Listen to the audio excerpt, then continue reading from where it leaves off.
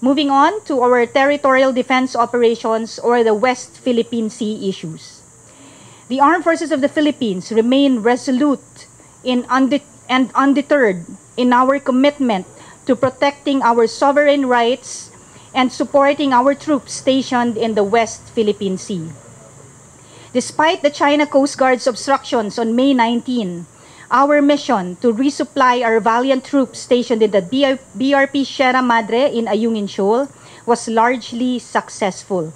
While some essential supplies were seized and dumped overboard by the CCG, our brave soldiers managed to secure the majority of the items that were delivered. The CCG's aggressive and unprovoked interference not only jeopardized the safety and well-being of our personnel, but also violated and established international norms and protocols. Such behavior is unacceptable and undermines efforts to maintain peace and stability in the region. We will continue to carry out our missions with unwavering dedication, ensuring that our troops are well supplied and prepared to defend our nation's interests.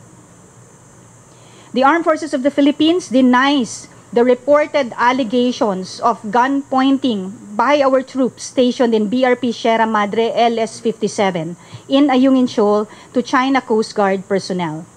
Our personnel are governed by the rules of engagement and clearly acted with the highest level of professionalism, restraint, and discipline in the performance of their mission to safeguard our sovereignty and sovereign rights. Foreign vessels that venture dangerously close to our military vessel and in violation of safe distance protocols necessitate heightened vigilance and alertness from our personnel. Hence, our troops were seen on guard because of the CCG's provocative presence near BRP Sierra Madre. We reiterate our commitment to peace and stability in the region, as emphasized by President Ferdinand Marcos Jr.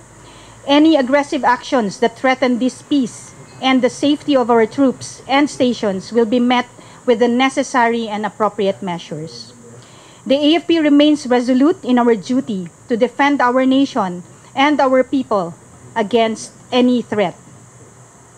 More on territorial defense operations in the West Philippine Sea will be discussed by our Philippine Navy spokesperson for the West Philippine Sea, Commodore Roy Vincent Trinidad. Thank you. Good morning, everyone. First and foremost, we have monitored 125 ships on the 8 features to include Panatag and Julian Felipe. This is more or less the same from the 122 from last week. We'll be giving you the data.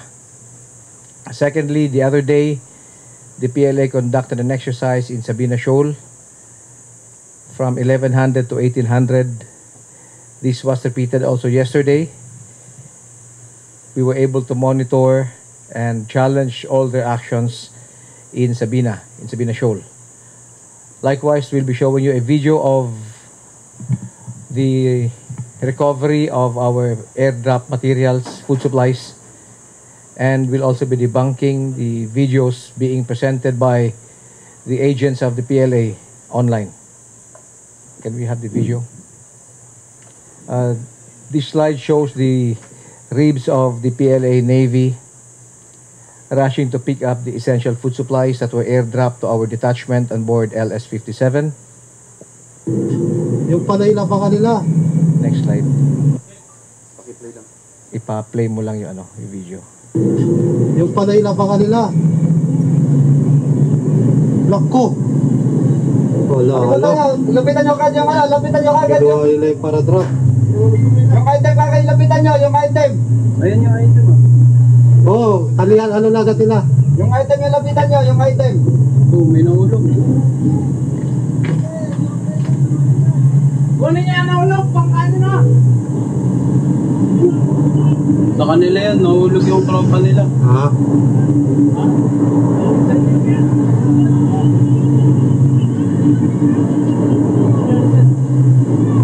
Nahulog. Yung item pa ninyo, yung parachute, kunin yung parachute. Loko.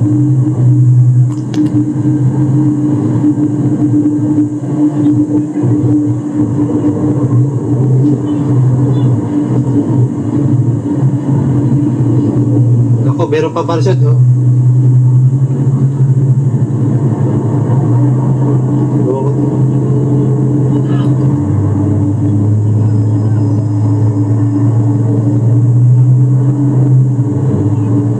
Nagkita talaga nila. Ako, babagayin nata. Muntik na. Babagayin. Hilahin nyo lang, hilahin nyo yung parachute. Hilahin, dalhin sa bangura.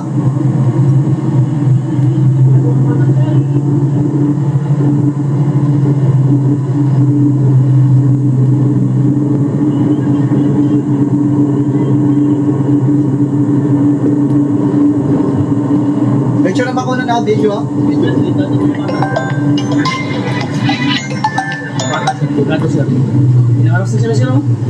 Ako, sa bahura, babagayin kayo. Bangura lang kayo, bangura. Dalhin nyo sa bangura.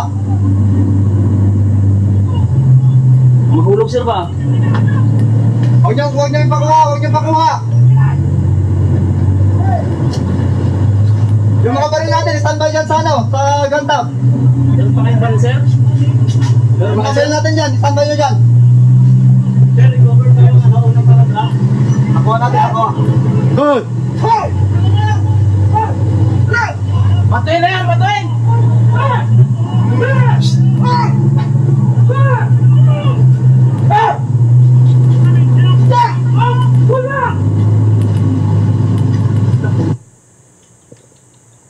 Masyadong malapit. Next slide, please. Another view of the Chinese tribes harassing our rubber boats. Naipag-agawan sila sa airdrop supplies natin. Next slide. More pictures of that. Next slide. This is a view from our rubber boat showing the second airdrop parcel that was retrieved by the PLA after opening it and realizing that it's only foodstuff. They dumped this back into the sea, contrary to what they circulate online that we are polluting the seas. Next slide. Food supplies of the troops at LS-57. Next slide. Again, this is the second package that was airdropped, retrieved by the PLA agents. They opened it thinking that there are some suspicious materials inside or equipment. When they realized it was all food stuff, they dumped this back into the sea. So we were able to retrieve what they dumped back. Again, contrary to all their claims. Next slide. More of the food supplies recovered. Next slide. This is a online video showed by the PLA agents that we are polluting the seas.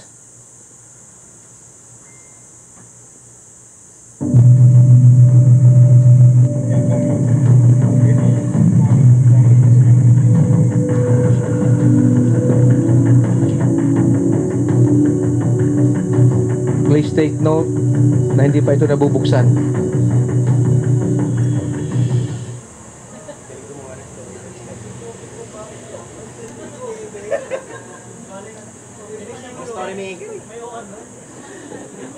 First and foremost, I would like to emphasize that the PLA agents have no authority to be within our exclusive economic zone.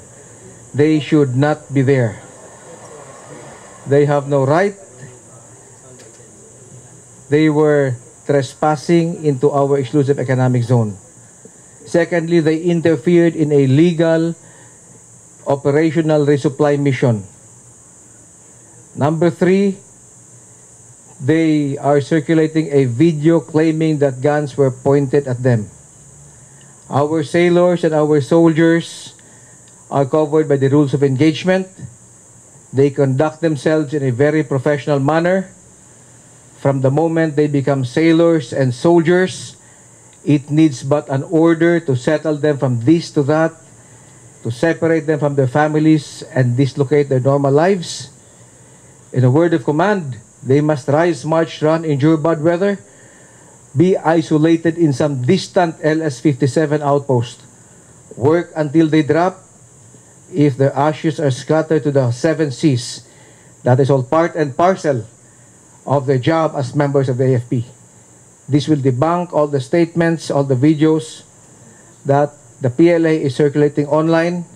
It's part of the information warfare, a battle of narratives. Thank you.